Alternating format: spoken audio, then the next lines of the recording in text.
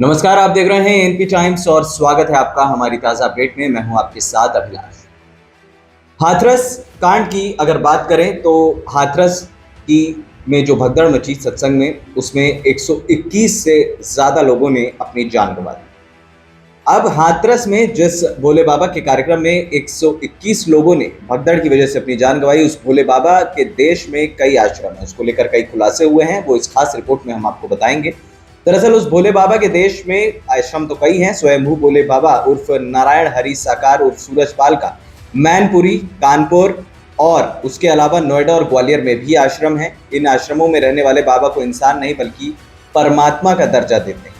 भोले बाबा को जानने वाले एक व्यक्ति के अनुसार उनकी लंबाई लगभग 5 फुट 7 इंच है। वो स्वच्छता का काफी ध्यान रखते हैं। 12वीं तक पढ़े भोले बाबा अच्छी अंग्रेजी बोलते हैं। उन्हें कारों और परफ्यूम का बेहद शौक है।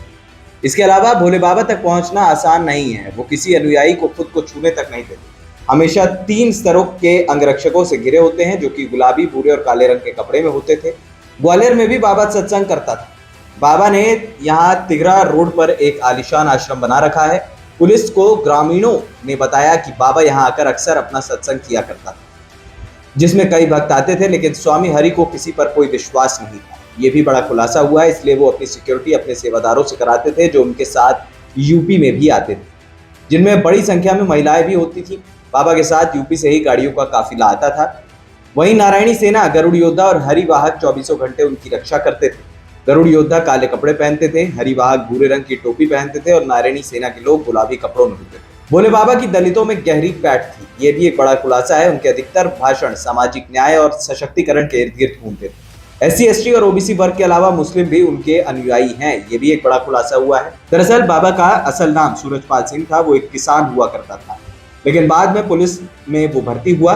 उत्तर प्रदेश पुलिस में एक हेड कांस्टेबल के तौर पर वो भर्ती हुआ। साल 2000 में उसे हेड कांस्टेबल पद से स्वैच्छिक सेवानिवृत्ति ले ली थी। इसके अलावा कहा जाता है कि हेड कांस्टेबल की नौकरी के दौरान इटावा में बाबा पर यौन शोषण का मुकदमा भी दर्ज हुआ था। अब उन्हें पुलिस विभाग से बर्खास्त कर दिया गया था और वो जेल भी गया। सत्संग के जरिए अपनी पैठ उसने बनानी शुरू की। खबरों की माने तो साल 2007 में मायावती के नेतृत्व वाली BSP के सत्ता में आने के बाद ही भोले बाबा की ताकत बढ़ी। कई वरिष्ठ नेता सार्वजनिक कार्यक्रमों में उसके साथ मंच साझा किया करते थे। बड़ी बात यह है कि बाबा फिलहाल इस पूरे हादसे के बाद फरार है।